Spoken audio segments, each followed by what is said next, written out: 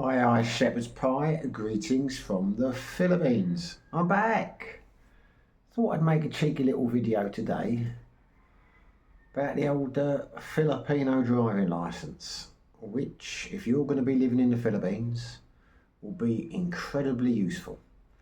Good news is, it's not as hard to get as you might think. Surprisingly easy, actually. But there are some caveats.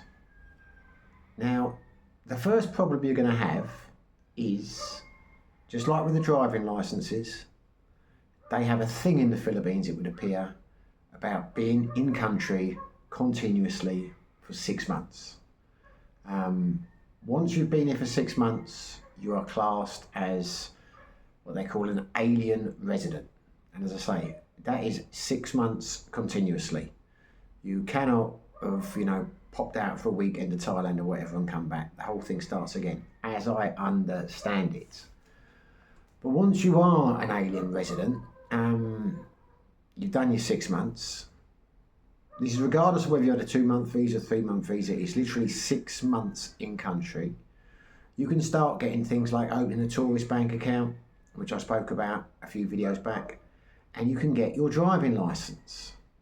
Now, before we jump to how we get the driving license, there is a very important note that you will have to, or you should take careful consideration of. That is, when you come to the Philippines, assuming that you can drive and you have a driving license in your home country, you can drive under that license. I think it's for most countries. I don't know if it's all countries. I'm certain it's for all EU countries and Australia and America, basically most of the Western countries. Not sure if you come from somewhere else, if you come from Africa or the Asian continent, you'll have to check that yourselves. But certainly for all the Western countries that I'm aware of, when you come to the Philippines, for the first 90 days, the first 3 months, you can drive on the strength of that license. So if you can drive a car in the UK, for example, you've got a full UK driving license, you can drive a car in the Philippines. You don't need an international driving license like you do in Thailand. You can just drive it on your home country license for the first 90 days. After 90 days, it's no good anymore. You've got to transfer to a Filipino driving license. But you can't get one until you've been here for 6 months. So strictly by the book, you are going to have a 90-day lapse where you're either not going to drive or you're going to drive illegally. Doesn't seem to be any way around that. I know it doesn't make a lot of sense, but it's the Philippines. Not a lot does here. It's part of that wonderful character of the place. Don't know why they do it like that. Is it an accent? Do they like? I mean, I don't know. When I first got here, I thought, well, maybe they make money out of fines from people, in that 90-day period, and they make a few quid that way. But in Secure, they stop people all the time. No one seems to get done, so I don't know. What a lot of people tend to do is, when the police pull you over, they'll ask when you came into the country. You just say last month, so you're still in your 90 days. Not what I do. I'm not advocating to do that. I don't need to. I have a driving licence. But that's what I've heard some vloggers saying. I imagine it works. Because unless they can check your passport, how will they know when you got in the country? I mean, most people carry their ACR cards around. Once I got my ACR card, I never carried my passport. I just carried out my ACR card and my driving licence.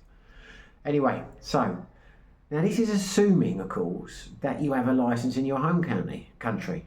Keep saying county. Maybe you don't. Maybe you can't drive in your home country. Well, if you can't drive in your home country, then you shouldn't be driving here, should you? Until you've taken the test and got a licence. But again, you're going to have the same problem. You will not be able to take your test and apply for your licence until you've been here for 6 months. That's how I understand it to be.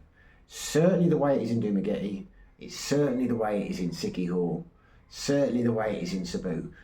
The trouble is, the reason I haven't done this video before is there seems to be so many ambiguities, so many islands and districts do, things slightly differently. So when I give advice, or anyone gives advice on the Philippines, you've got to take it with a pinch of salt. Hopefully it's good advice.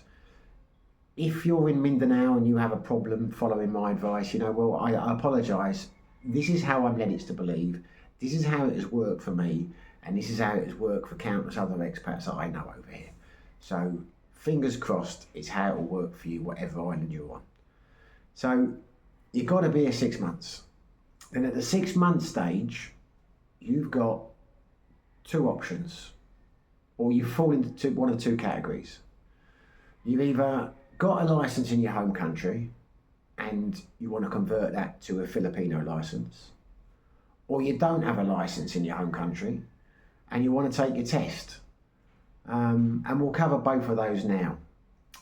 Just to go back to the beginning though, when I say this is the way it works over here, this is the way it works in terms of legally with the police and things. I have no doubt when you hire a scooter or whatever from your hotel, they're not going to worry about whether you're covered, how long you've been in the island or whatever. They're not going to want proof you've been there 3 months. They're not really going to worry if you're legally allowed to cover the scooter, because it was a big shock for me when I came out here, because I always thought I'm 52 years old and my UK licence, I could drive anything up to a 125. But apparently that changed many years ago. You're supposed to do a CBR test or something now, never had those. I thought I could just drive anything up, to a 125 on my full driving licence. But somehow when I was away in Thailand, the laws changed. So, anyway, you need to be careful of that, because it's not really a case of getting arrested by the police and fined or whatever. It's a question of having an accident. If you're not insured or licensed to drive your vehicle in your home country and you come off your scooter and you end up in hospital, doesn't matter what insurance you've got, they're not going to pay out for you. And there's a few little things like that. If you're wearing opened shoe sandals, they're not going to pay out for you. If you've got alcohol in your bloodstream, they're not going to pay out for you. But that really is a different video. So when it comes to getting the licence, you're either going to take a test or you're going to transfer over. Now, if you're going to take a test and you're going to transfer over, you need to have a medical. Now, there is a third category here now. There are fixers. You get fixers out here.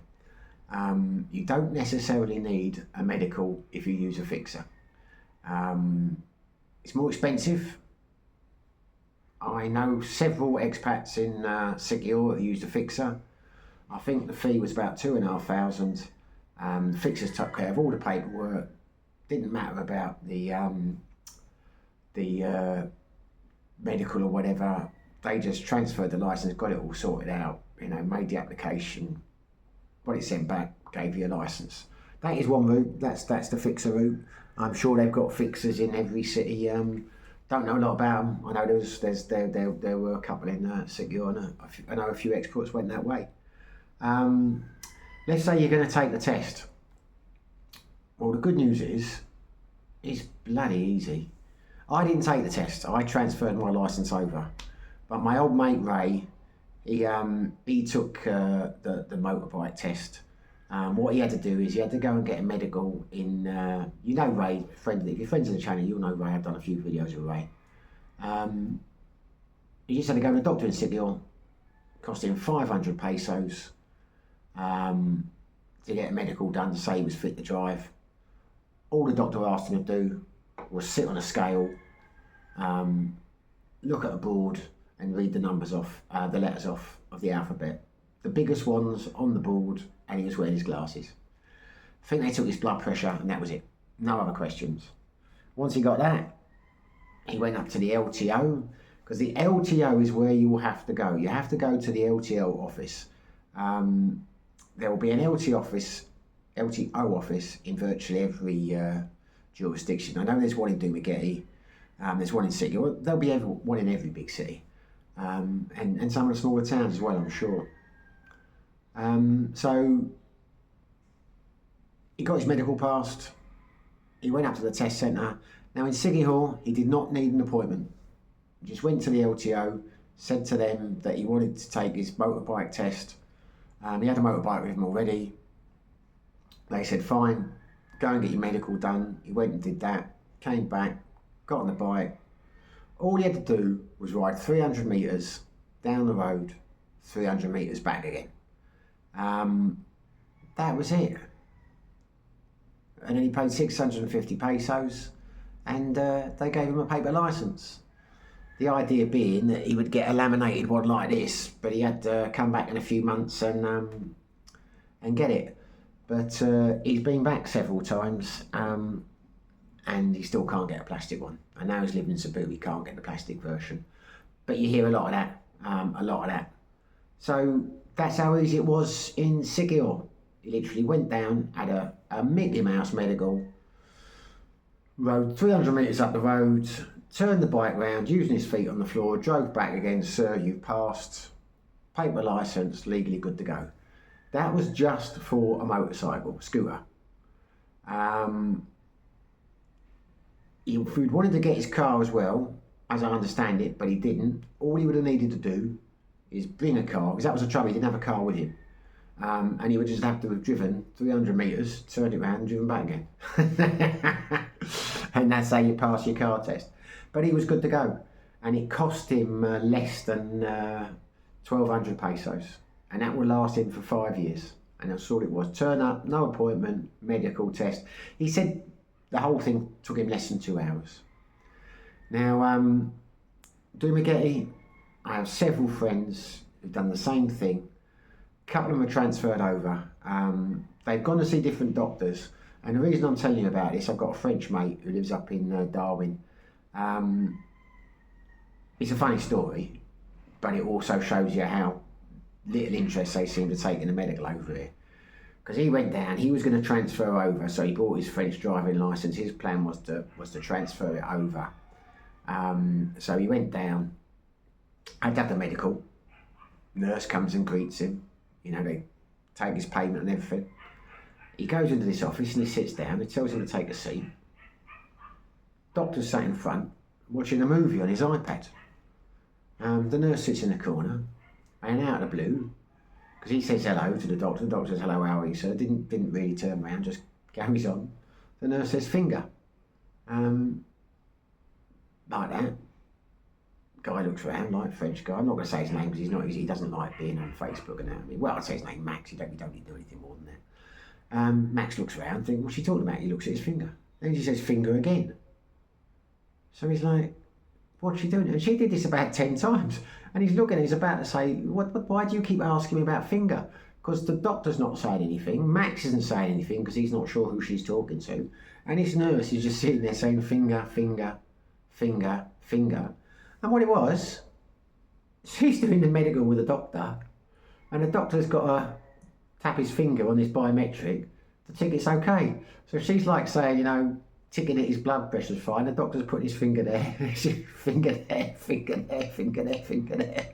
And at the end of it, the doctor just turns around and thanks him. And Max goes out and it's all done. He's got his medical. You know, he doesn't have any heart conditions, doesn't have any pre-existing conditions. His blood, you know, everything's fine. And the doctor's not even looked at him. And he said that cost him about 600 pesos. And he got his license converted over. He wrote, you know, he did the things, produced his license. They transferred it over. He got a paper license. Was told to come back in a couple of months' time to get it laminated into the plastic form. He went back. Last time I spoke to him, it was 18 months on, and he still hadn't been able to get the plastic version of it. Now, someone in the comments, when I was talking about the cash card, opening a tourist bank account, someone asked there, how easy is it to get a driving licence? And they said, someone said in the comments, it's easy, 1,400 pesos for the medical and the licence to transfer over. So the pattern here seems to be, it's slightly different prices on slightly different islands. But 1,400 pesos to go and get the medical, to transfer your licence over, or to go and get the medical and take a test for a bike 1,400 pesos is the most expensive I've heard of. You know, it's a couple of hundred pesos more than Ray paid. I think it's slightly more than Max paid. So it's not big money, you know, and it's very easy to do. A lot easier than it is in some countries. There doesn't seem to be any exams, you know. I've not heard of anywhere, and I've spoken to a few people. When I know I'm going to make a video like this, you know, I ask around some of the friends and that over it, and none of them have had a decent medical. You know, none of them, and they've been to see different doctors on different islands. No doctor's taking it seriously. You know, some have taken blood pressure, some haven't. Some have just signed it. Some have weighed somebody. Some have just done the old finger thing on there. The tests have never been harder than driving down 300 metres or so and then coming back, turning around with your feet, using your feet, and then coming back down again. To be honest with you, I've got no idea why Ray took the test. I mean, I'm glad that he did because I can tell you what's involved in it. But he's got a driving licence in Australia, so I don't know why he didn't just transfer it over. That's what I did. My medical was the same, didn't take it, you know. There was nothing heavy. It was all sorted very quickly. So they're your three options, basically. Things to remember. You're going to have a problem after you've been here for 90 days to 6 months. It's a grey area. Doesn't seem to be any way around. Well, there is no way around it. I've seen vloggers have asked. They've gone down to the LTO and said, like, you know, the police are like, the police say I can't drive. They say, well, I don't know anything about that. You know, they all act dumb. They must know. The police don't know why the LTO does that, etc., etc. But apart from that 90-day period, the process is incredibly smooth. The test is incredibly simple. The medicals are a joke, really. And at the end of the day, you're good to go. Whether you're transferring over or whether you're taking your test, as long as you apply, as long as you pass. How anyone could fail is beyond me.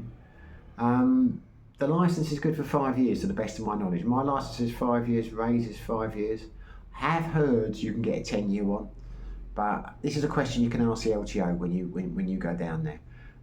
As far as I'm aware, well, you definitely don't need an appointment in Secure. You could just turn up and go. Don't think you need an appointment in Dumaguete. Not 100% certain on that. Other islands, I just don't know.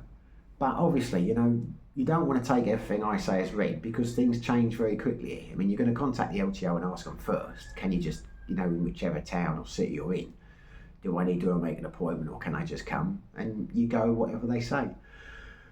The problem you will have, I think, if you do have a problem, is interpretations of the rules. Sometimes people get it wrong.